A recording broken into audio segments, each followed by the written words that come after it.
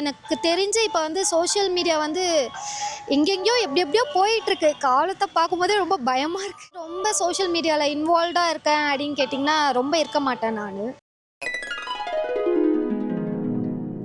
எனக்கு தெரிஞ்சு இப்போ வந்து சோஷியல் மீடியா வந்து எங்கெங்கேயோ எப்படி எப்படியோ போயிட்டுருக்கு. காலத்தை பார்க்கும்போதே ரொம்ப பயமாக இருக்குது. என்ன இப்படி காலம் இருக்குது அப்படின்ற மாதிரி இருக்குது. நான் வந்து ரொம்ப சோஷியல் மீடியாவில் இன்வால்வ்டாக இருக்கேன் அப்படின்னு கேட்டிங்கன்னா ரொம்ப இருக்க மாட்டேன் நான் எல்லாத்துக்குமே ஒரு லிமிட்டோடே இருந்துடுவேன்.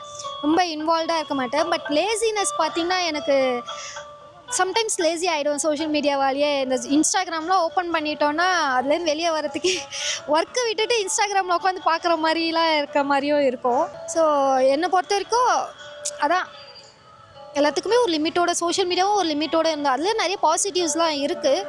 பட் ஈஸியாக எல்லாருமே எல்லாத்தையும் பார்த்து இன்ஃப்ளூயன்ஸ் ஆகிடுறாங்க. அது எனக்கு கொஞ்சம் தப்பாக படுற மாதிரி ஃபீல் ஆகுது. காலம் ரொம்ப கெட்டு போகிற மாதிரி எனக்கு ஃபீலாக இருக்குது.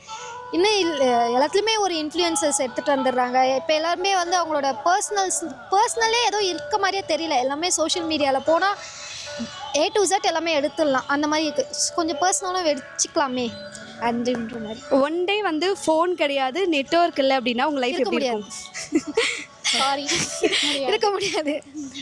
மேபி அது ரொம்ப யூஸ்டு ஆகிடுச்சு. அதில் அந்த மாதிரி இருந்து ஃபோன் இல்லாமல் நெட் இல்லாமல் அப்படின்னா நெட் இல்லாமல் இருந்துடுவேன். ஃபோன் இல்லாமல் இருக்கணுன்னா கொஞ்சம் கஷ்டம். நெட் இல்லாமல் மெயினாக கேலரியில் ஃபோட்டோஸ் பார்த்துக்கிட்டு சாங்ஸ் கேட்டுட்டு இருந்துடுவேன்.